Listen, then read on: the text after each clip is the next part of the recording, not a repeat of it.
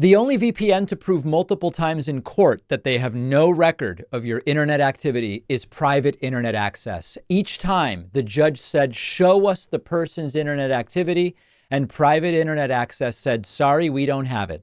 Their systems are also regularly audited by Deloitte to verify the no-log policy. And it's the only VPN with open source code, so the whole world can see that nothing is being logged. Private internet access is giving my audience 83% off, which is just $203 a month plus 4 extra months for free. Go to piavpn.com/DavidP. The link is down below.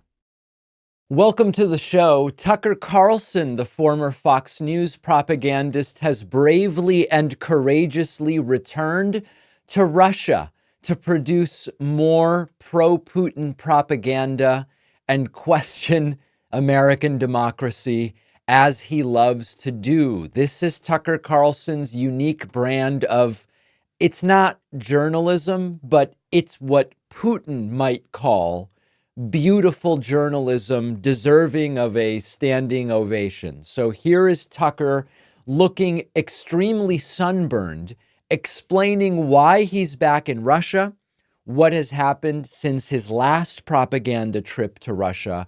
And this is very, it's inextricably wrapped up in Trumpian foreign policy, MAGA's view of our traditional Western liberal allies versus authoritarian strongmen. So there's a lot of meat on this bone for us to talk about. Let's listen to Tucker's brave declaration about being back in Russia. Since we left Russia, Moscow, where we are now, in February after interviewing Vladimir Putin, we've watched from the United States as the Biden administration has driven the U.S. ever closer to a nuclear conflict with Russia, the country that possesses the world's largest nuclear arsenal. Now, of course, that one sentence is, wait a second. So Russia invades Ukraine, alludes to the possibility maybe of having to use nukes. The United States and our allies say, hey, Ukraine needs help defending itself. Let's help them do that. It's the US's fault that Russia might become even more aggressive when Russia is the invading force. That's already a completely backwards way to even sort of draw the parameters of this conflict. But let's continue. It has accelerated ever since, and it's reached its apogee so far in the weeks after Trump's election. He's now the president-elect. In that time, just a few weeks ago, the Biden administration, American military personnel launched missiles into mainland Russia and killed at least a dozen Russian soldiers. So we are... Now, I mean, even that, soldiers were killed during a war that Russia started. I'm not for killing. I'm not for violence. I'm not a fan of rockets and guns and bombs and grenades. But Russia started a war and some of their soldiers died. And Tucker goes, look at the crazy stuff Biden's doing. Russia started a war and some of its soldiers died. Is there any scenario where we can say that's war that would more closely and more accurately represent that than this? No, but it's Biden's fault. To most Americans in a hot war with Russia, an undeclared war, a war you did not vote for and that most Americans don't want, but that is ongoing. And because of that war, because of the fact that the U.S. military is killing Russians in Russia right now, we are closer to nuclear war than at any time in history. Far closer than we were during the Cuban Missile Crisis. That would mean the elimination of Russia, the United States, and most of the rest of the world. We felt there must be someone behind the scenes in Washington working to make sure that this conflict doesn't become a nuclear holocaust. But we found out that no, in fact, there is nobody. Tony Blinken, the current Secretary of State, cut off all contact between the U.S. and Russian governments. There is no back channel, there is no conversation, and there hasn't been for more than 2 years. That's shocking. Meanwhile, most Americans have no access to any perspective other than that granted to them by NBC News and the New York Times. They don't know how close we are. They don't know the Russian perspective. We've been trying for over a year to get that perspective out to American news consumers. We've also tried for over a year to get an interview with Zelensky, the president of Ukraine.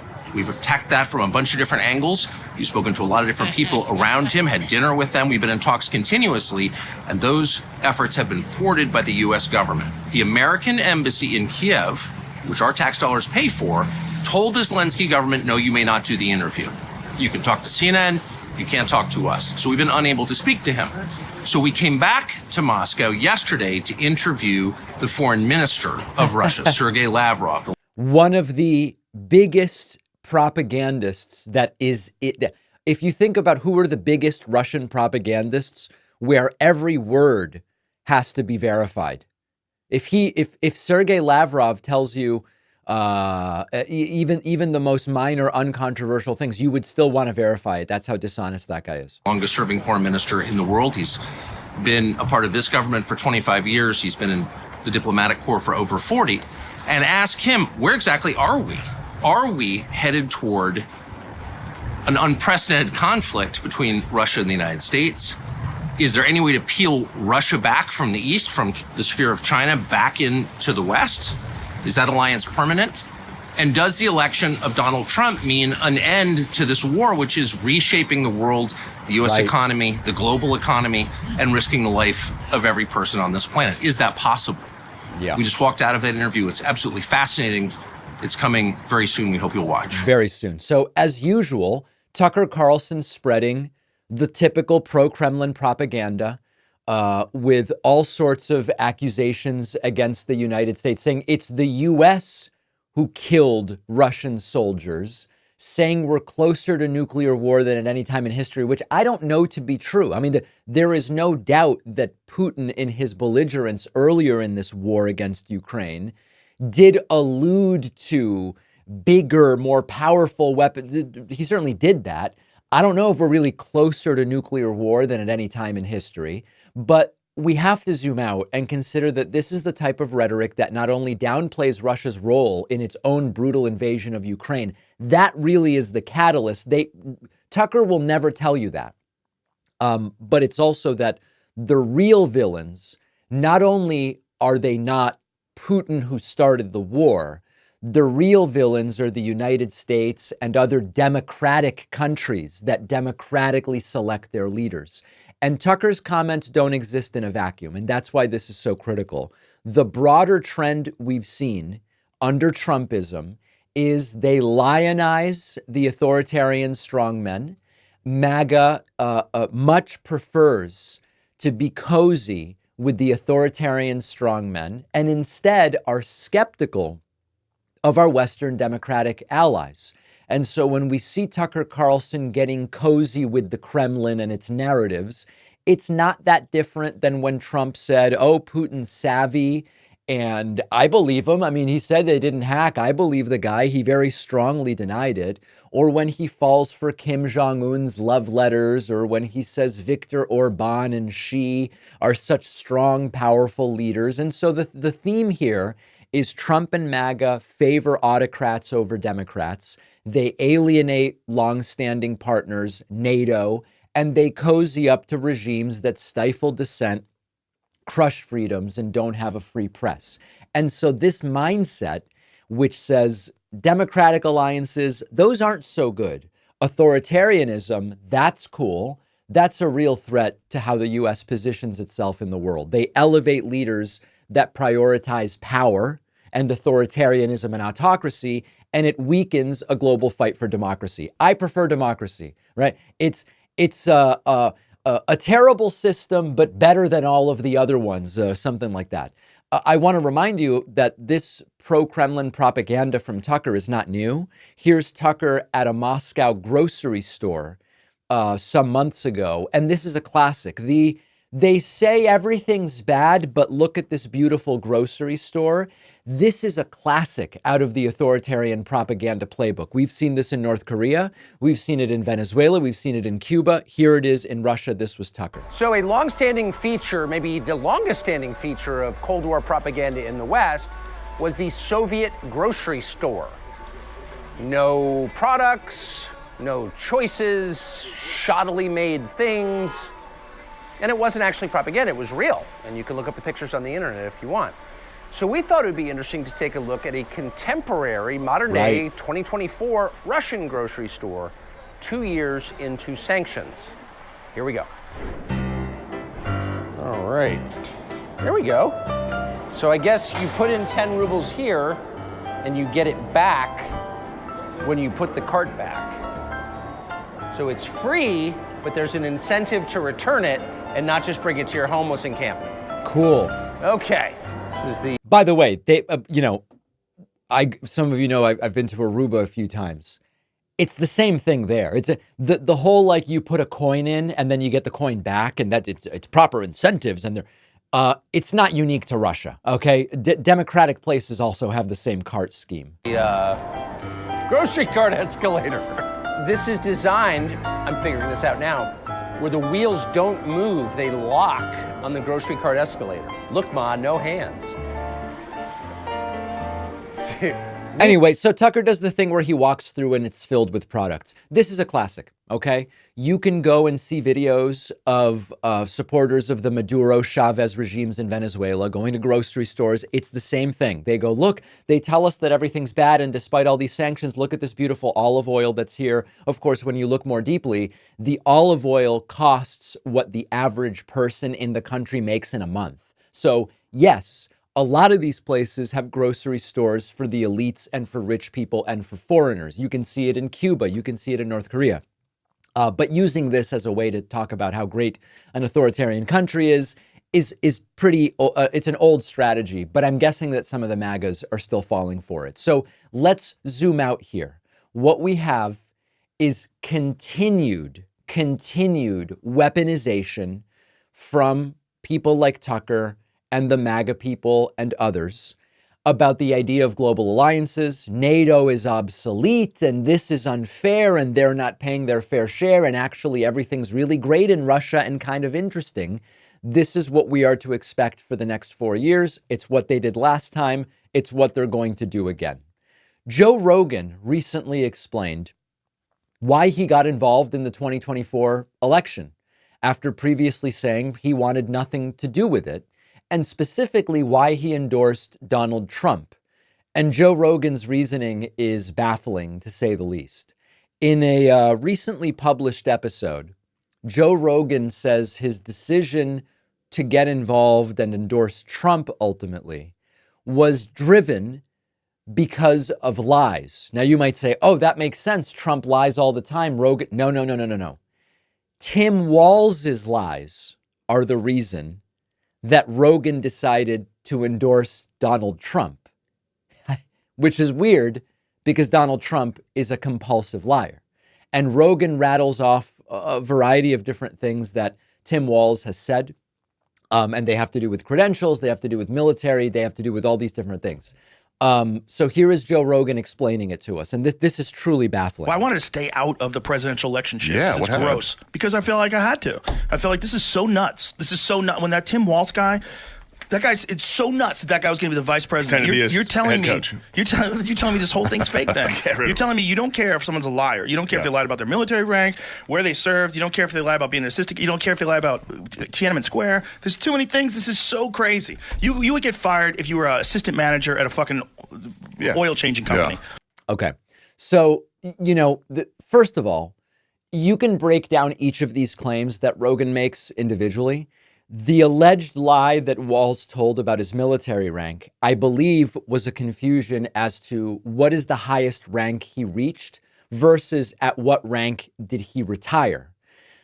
Is that a lie? Is it anywhere close to Trump's 30,000 lies? You can be the judge, but my understanding is that Walz did accurately represent the highest rank he reached, but that's not the rank at which he retired. Okay. As far as serving, my understanding is that Walz did not claim to have served in combat.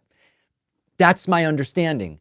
As far as the dates of Tiananmen Square, he did get that wrong, and he acknowledged that he got those dates wrong. He was there within months, but there was not overlap. Okay, but then you have to zoom out, and you have to say, okay, if you're upset about those three things with Tim Walz, how do you then go and endorse Trump if what you care about is the truth? because Trump told over 30,000 documented lies during his presidency. This is the Trump who said Mexico will pay for a wall, COVID will magically disappear by Easter of 2020, that he won an election that he actually lost by millions of votes. Trump's lies aren't just frequent, the scale of them. And, Walz's rank at retirement versus peak rank versus Trump saying, I actually won this election and should have gotten to be the president. Trump still lies about the election results of 2016. Trump still doesn't want to acknowledge that he straight up lost the popular vote in 2016. That was 8 years ago. And Rogan endorses Trump because it's Walz who's dishonest. Now, I think it's fair to ask, does Rogan genuinely think Trump is more honest than Tim Walz? Or is it about picking the lies that you're willing to tolerate?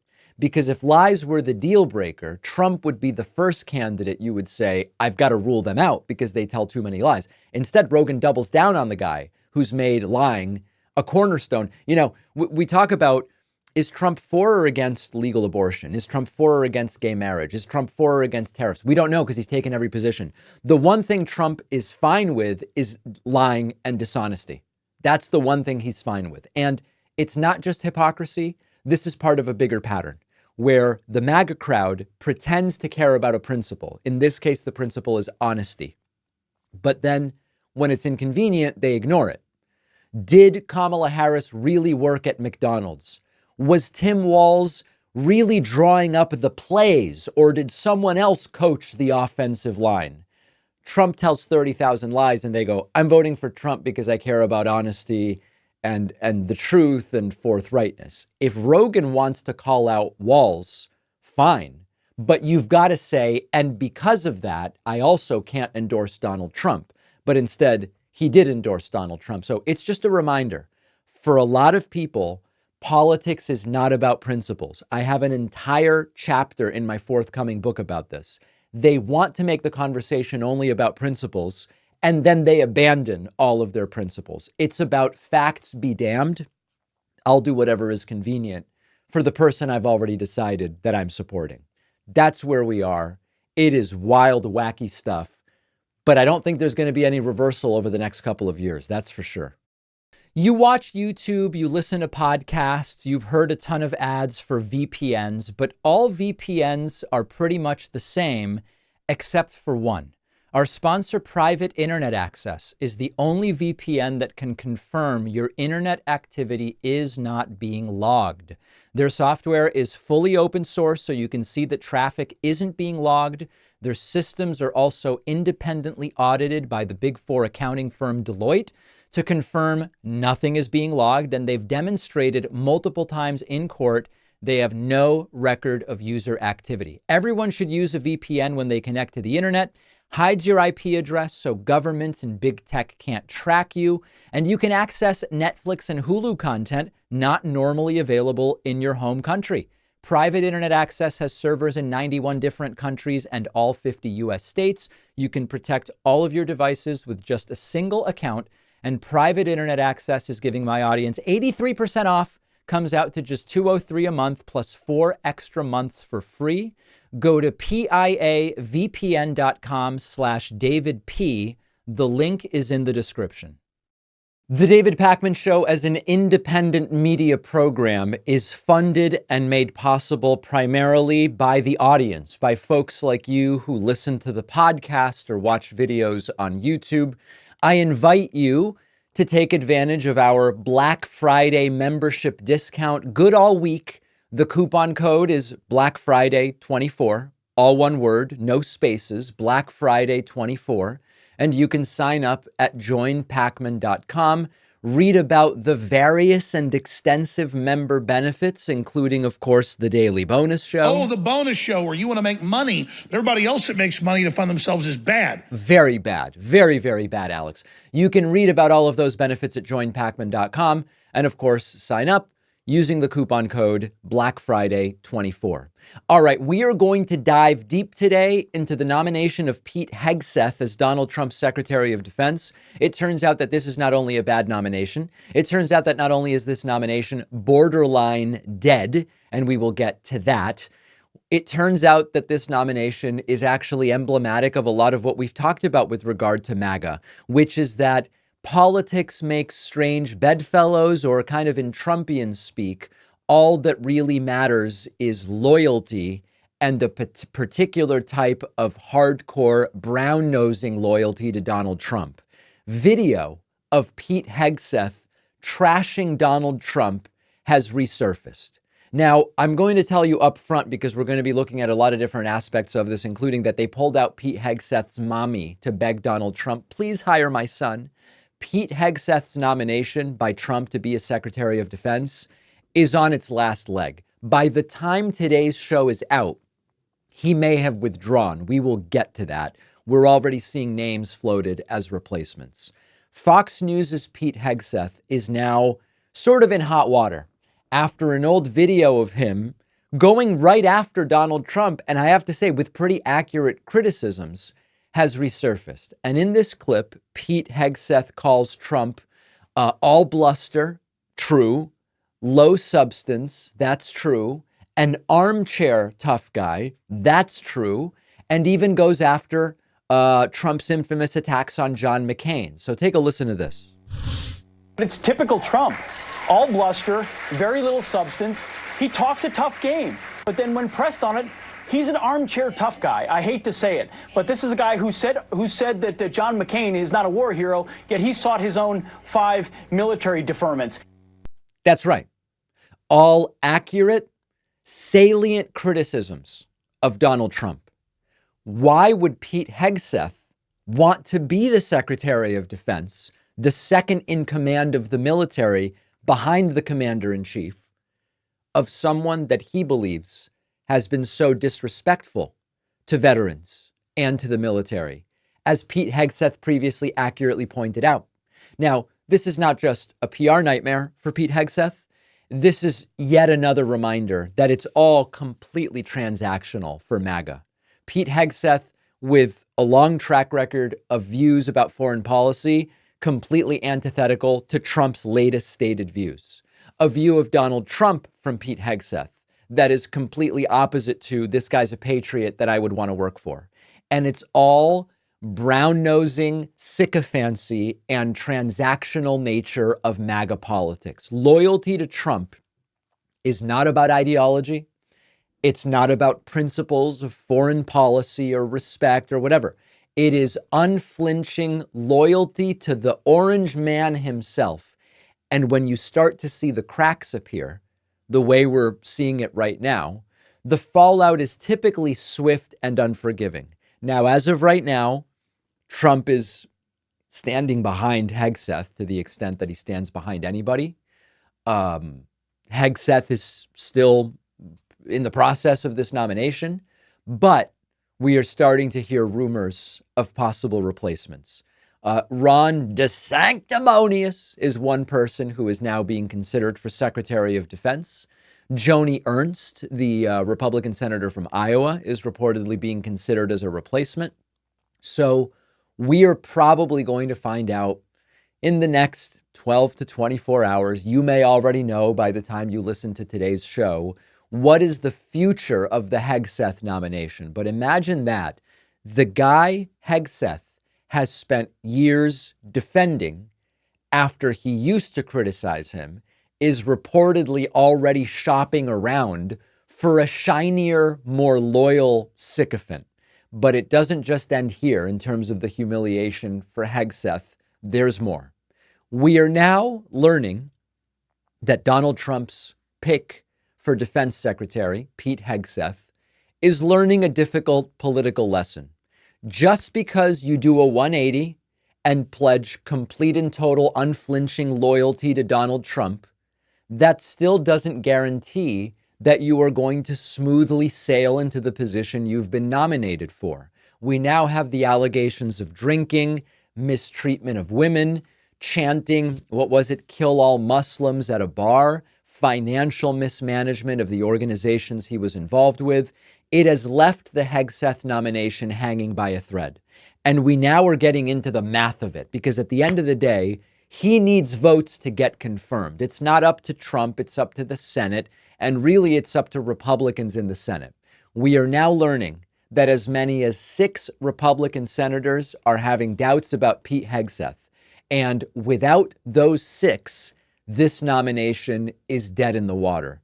This is part of why Donald Trump is reportedly shopping around for different nominees. And we are now learning that Joni Ernst, a Republican senator, and others are saying, I'm not so sure about this Hegseth nomination. NBC News reports as many as 6 Senate Republicans, perhaps more, are currently not comfortable supporting Hegseth's bid to lead the Pentagon, as new revelations about his past continue to be made public, 3 Republican sources with direct knowledge have said.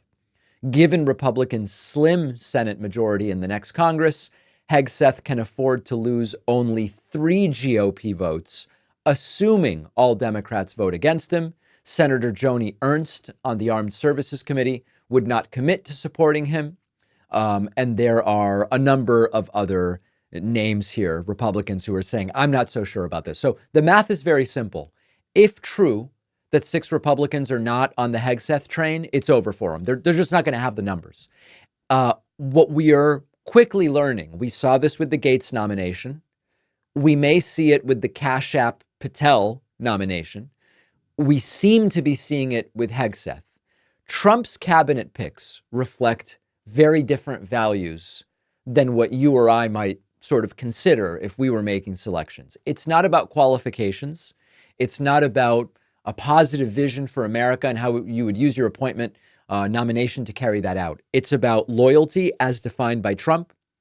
It's about the willingness to weaponize whatever department or entity you will be in charge of. And it is about doing Trump's bidding, whether or not it is on this side of the law or that side of the law. And for Pete Hegseth, it's coming back to haunt him.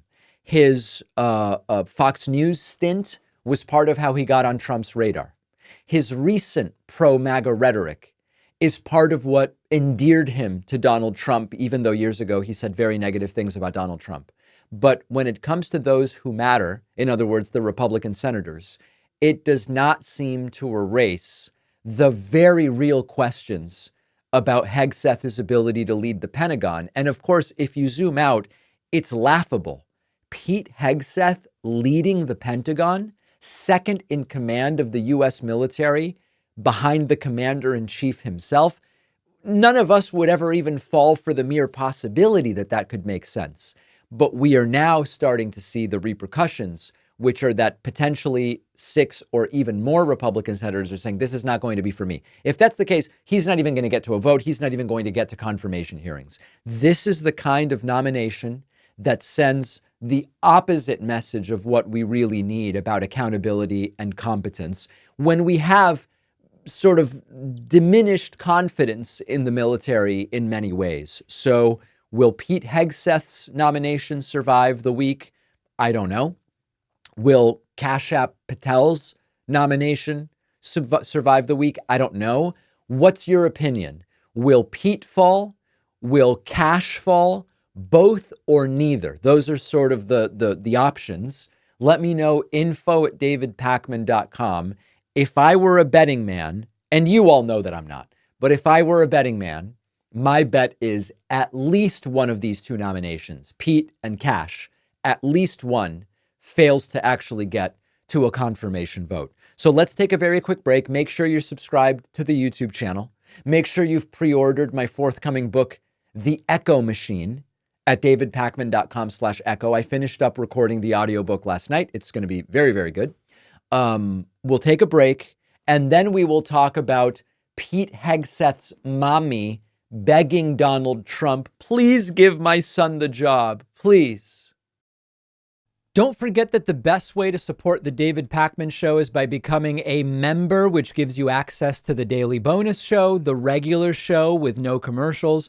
You also get access to our entire archive of every episode dating back a really long time and plenty of other awesome membership perks. Go to joinpakman.com, joinpakman.com. All right, you know you're in trouble when you bring out mommy to go on Fox News and beg President Trump, please hire my son, please. And that is exactly what is happening with Pete Hegseth's nomination to be Donald Trump's Secretary of Defense. Pete Hegseth's mom, Penelope, or we might know her just as Penny, went on Fox and Friends this morning and makes a direct appeal to Donald Trump. Stick by my boy. Now, I don't know how those who want us to believe that they are the ultimate alphas who take personal responsibility for their actions and blah, blah, blah, blah, blah, are well served, or that that's compatible with when your nomination is hanging by a thread, having your mom go out and defend you. I think it's great that Pete's mom, I guess, likes him, even though she wrote those emails saying he's an abuser and a horrible person. I guess it's good. Most of the time you would expect that mommy would say, my son's a very good boy and you should hire him. But actually putting her out there to make the case that your nomination that's going south very quickly shouldn't is a little weird. It's a little weird. But here is Penny making the case to Trump. But we are broken by your behavior and your lack of character. Mm-hmm.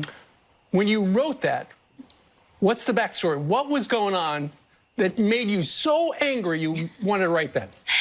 Well, I will tell that story in a moment, but let me make two statements first, and one is to President Trump. And by the way, for people if it matters to you, Penny has a very large cross necklace displayed. So she is a Christian, and that may be a factor here in terms of evaluating stuff about her or her son, or I don't know. I guess maybe some people would care about that, she thinks, by proudly displaying it.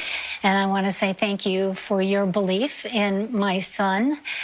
We all believe in him. We really believe that he is not that man he was 7 years ago. I'm not that mother. And I hope people will hear that story today. Can you imagine? The guy that my son was at 37 bears no resemblance to the guy he is at 44. Everything I excoriated him for at 37 is null and void, and now he should be in charge of the Pentagon. And the truth of that story. So the other thing I want to say is I am here to tell the truth. Right. To tell the truth to the American people and tell the truth to the senators on the Hill, right, especially our female senators. I really hope that you will not listen to the media, right, and that you will listen to Pete. There you go. This is sort of like the thing Trump does about how his kids are good kids when they're in legal trouble. It's like they're 45 years old. Wait, they're good kids. Don't just leave them alone. So this move just reeks of panic. As I told you earlier, multiple Republican senators openly questioning, is this a guy we're really going to support? Trump's favorite Fox News warrior is in trouble.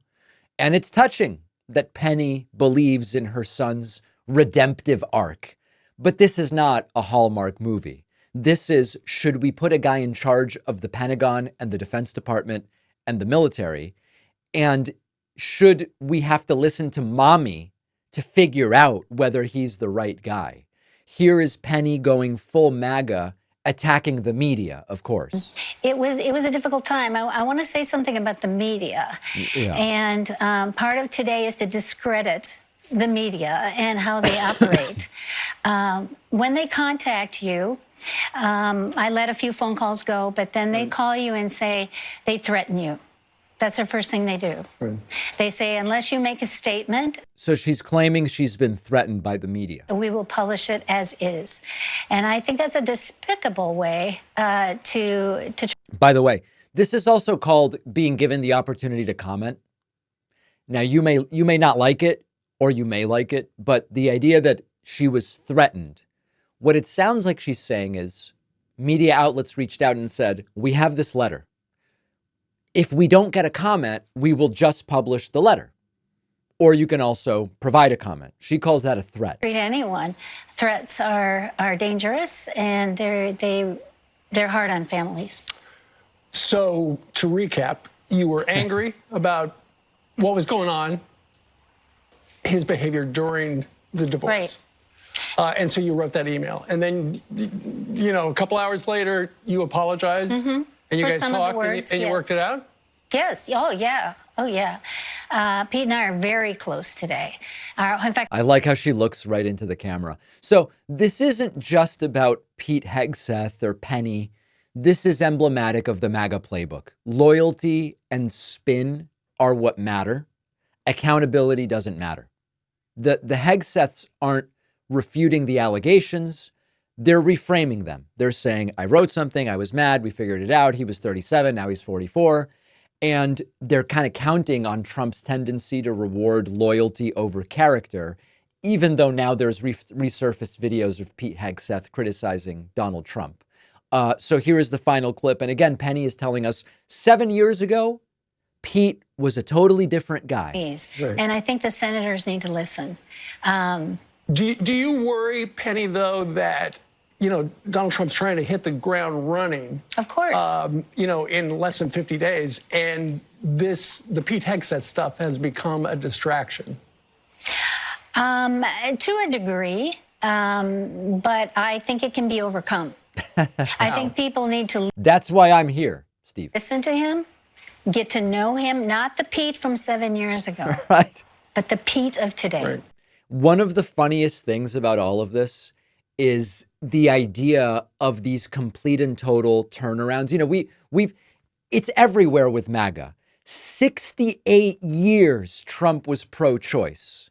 And then months before becoming a candidate for the Republican nomination, he became pro-life, and we're supposed to believe that. We've talked about Dave Rubin, 40 years on the American political left. And then all of a sudden he's on the right, and it just happens to coincide with buckets of money that are coming in. There's endless examples. And now with Pete Hegseth, we're supposed to believe the abuser, the horrible person, the despicable mistreater of women for 37 years. Not that he was a mistreater of women for 37 years, but well into his adult life. Irrecognizable guy from 44-year-old Pete Hegseth. Just completely different people. Now, will this resonate with Trump? I don't know. I have no idea. Maybe mommy's appeal will resonate with Trump because he does value family loyalty or the appearance of it. But is it going to be enough to sway the skeptical 6 Republican senators who can single-handedly torpedo this nomination? That's not super clear. If the best defense for Pete is his mom saying he's no longer at 44 the guy he was at 37, that raises a lot of questions about whether this is the person who should have one of the most critical jobs in the country. All right, final Pete Hegseth note for today. His nomination may be dead by the time today's podcast comes out, but there is another sign of desperation. In a very rare step for Trump's cabinet nominees, Pete Hegseth is going to be interviewed on Fox News, his former employer.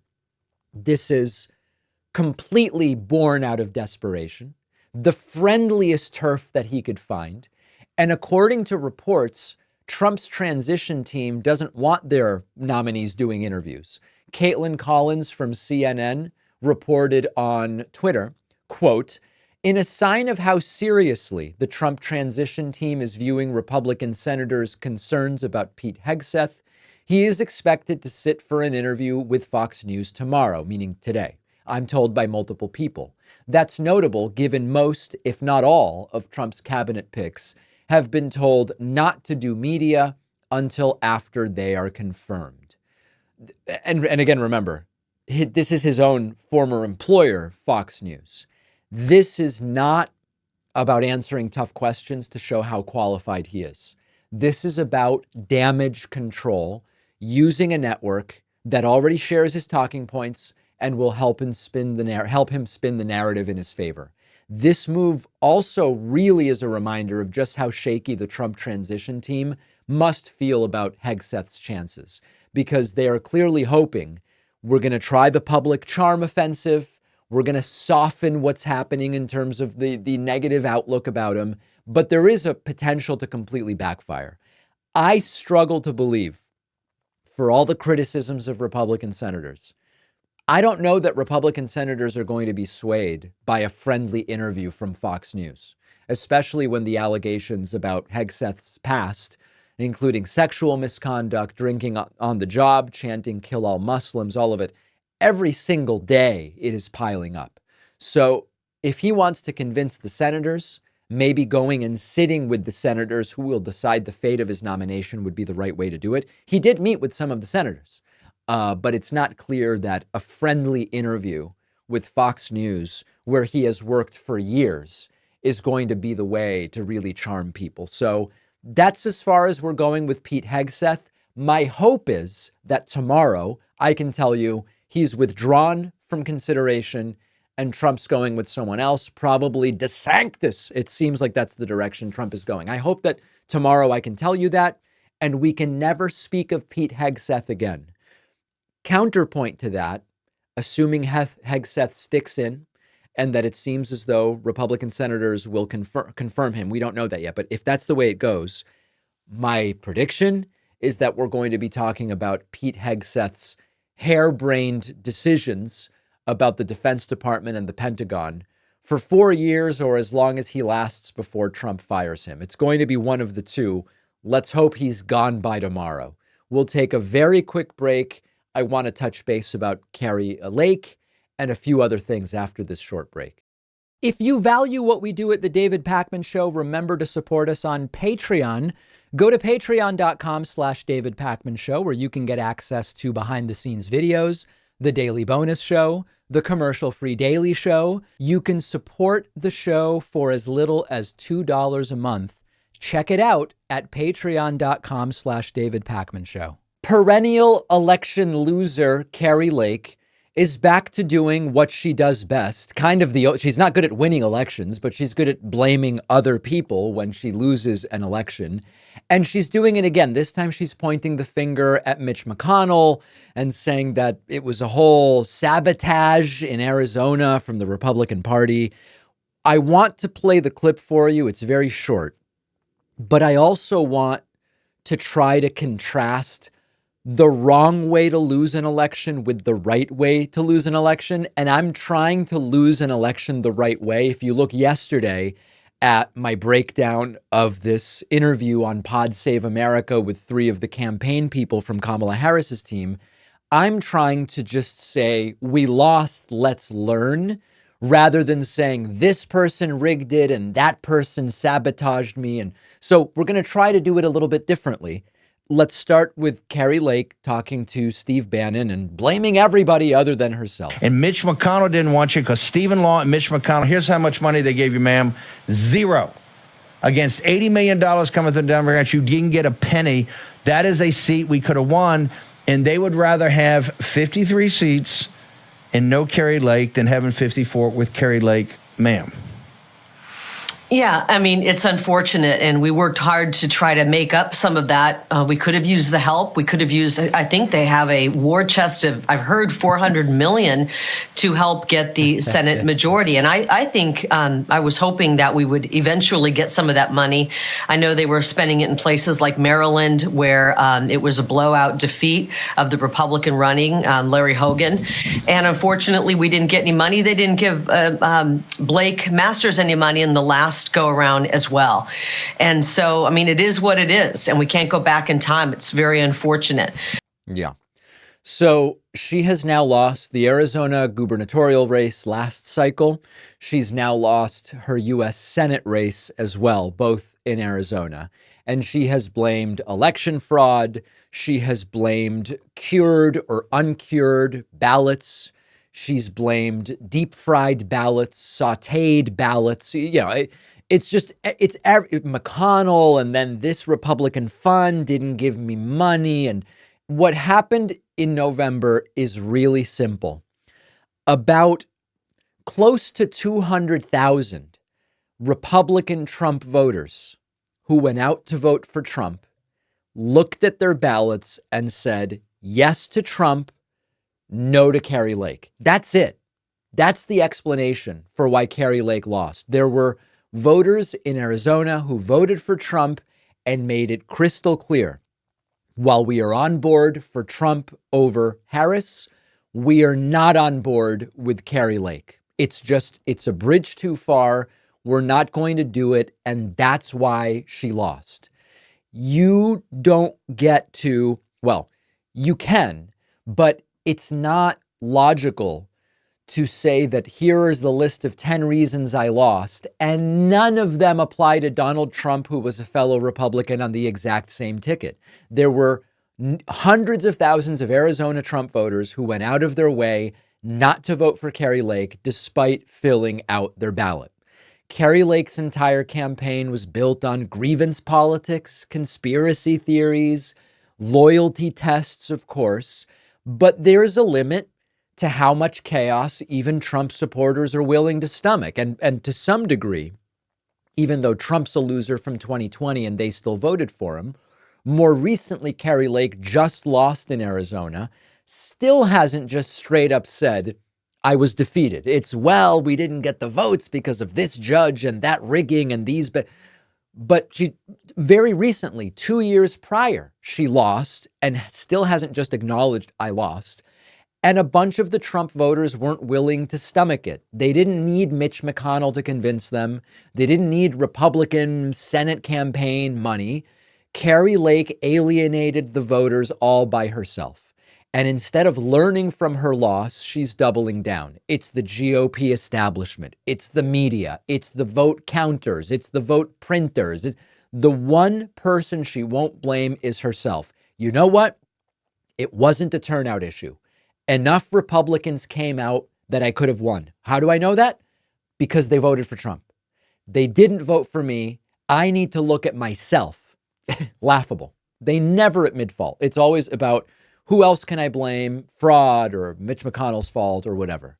Her problem's not Mitch McConnell or the media or any of it. It's Kari Lake.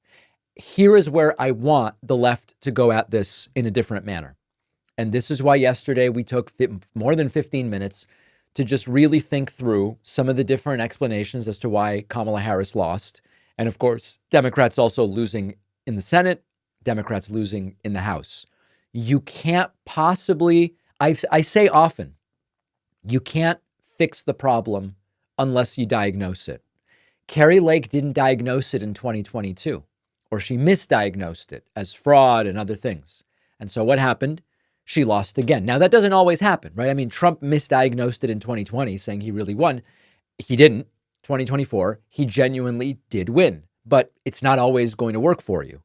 And so what we need to just think about is if your reflex is now to go to Kamala lost because of fraud or this other obscure thing having to do with how ballots are counted or processed in Pennsylvania, or let's just remember, you can't fix the problem. You usually can't fix the problem unless it's by some random chance if you misdiagnose it. And as we start to think about 2026 and 2028, and what needs to happen in terms of the people that are on the ticket and the people that are behind the scenes and the approach and the message and the policy, there's not one simple answer in a country of 340 million people where the election has so many voters, but such a small margin.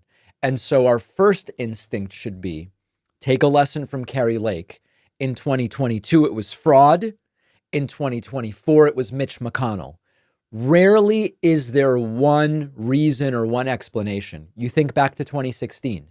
There were some who said Hillary lost because she didn't visit the critical battleground states in those last 10 to 14 days.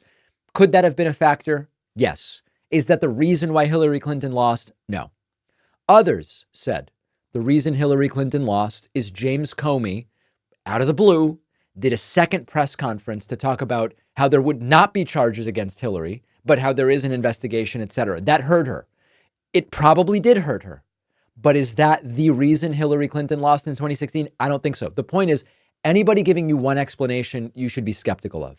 Secondly, if there is going to be a different result in 2026 and in 2028 than there was in 2024, something has to change unless you are counting only on your opponent failing.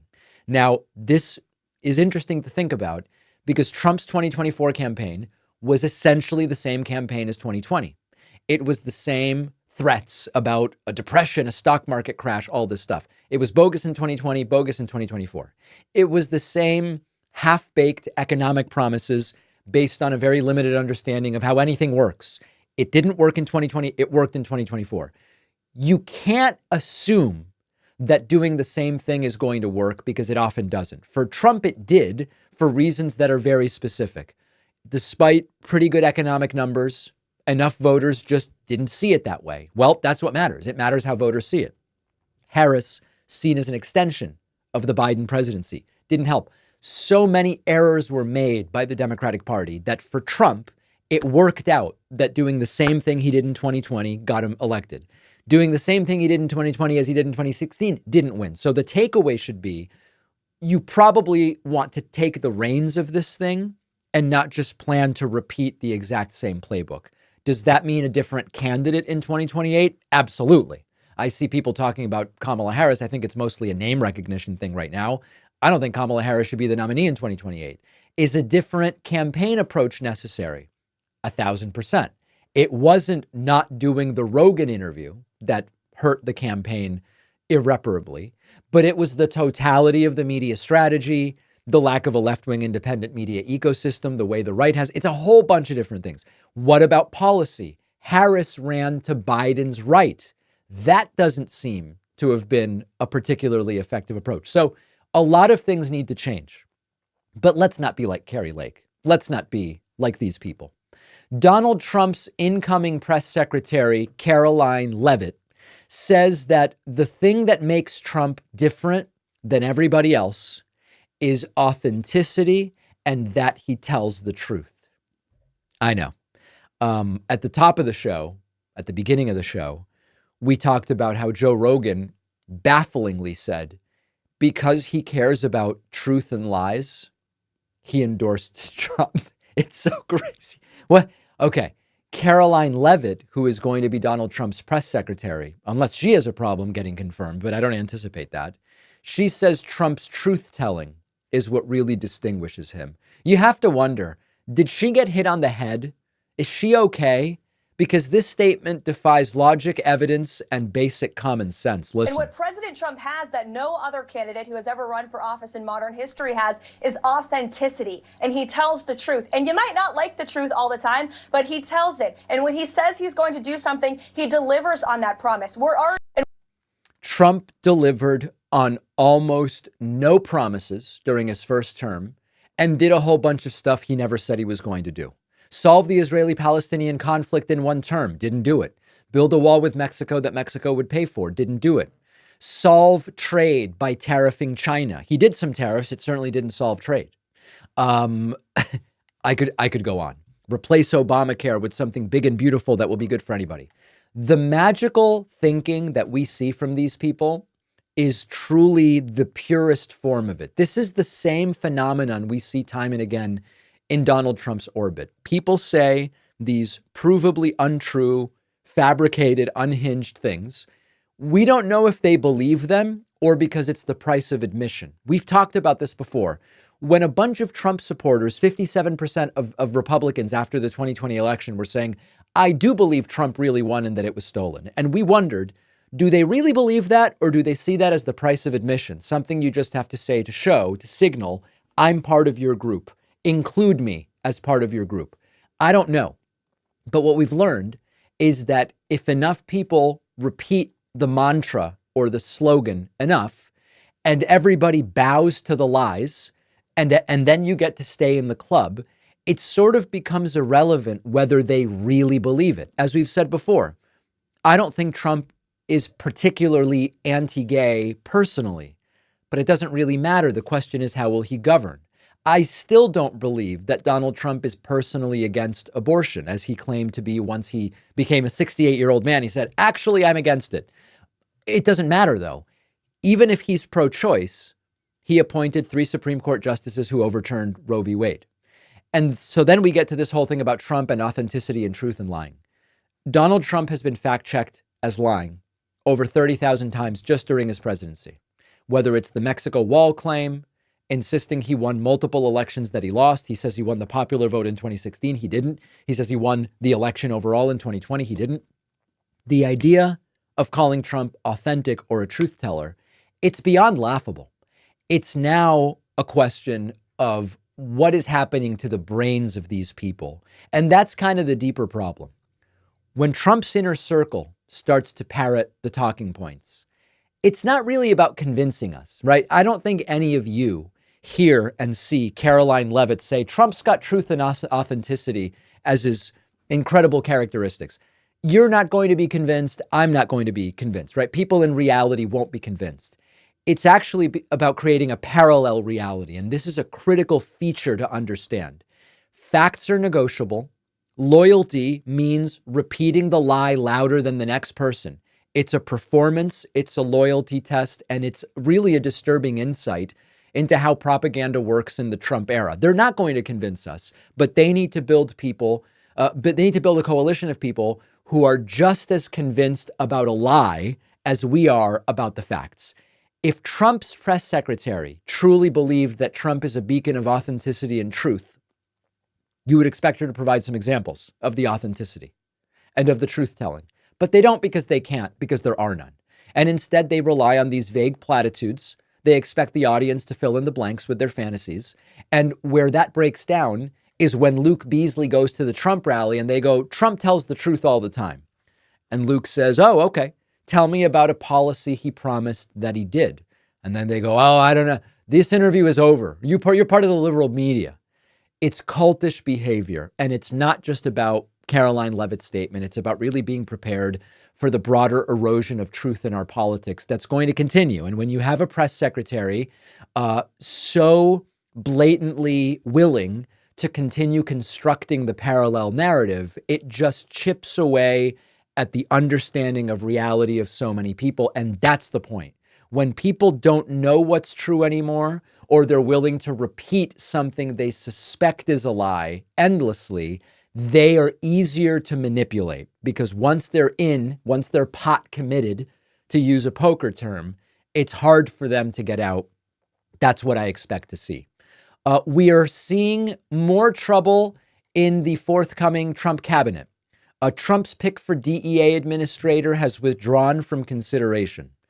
A court has ruled that Idaho can partially enforce its abortion trafficking law.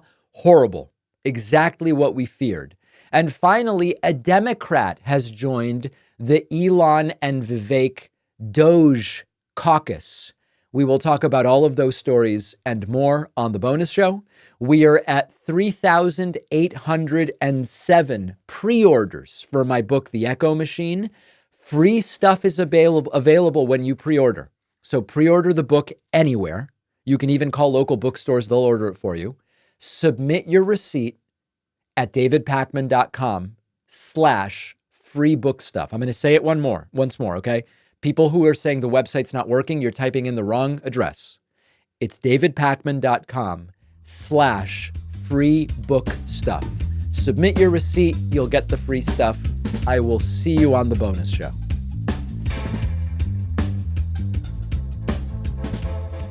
Thanks a lot for watching today's show. I just want to take a second to tell you about today's sponsors. The only VPN to prove multiple times in court that they have no record of your internet activity is private internet access. Each time the judge said, show us the person's internet activity, and private internet access said, sorry, we don't have it. Their systems are also regularly audited by Deloitte to verify the no-log policy. And it's the only VPN with open source code, so the whole world can see that nothing is being logged. Private internet access is giving my audience 83% off, which is just $203 a month, plus 4 extra months for free. Go to piavpn.com/DavidP. The link is down below.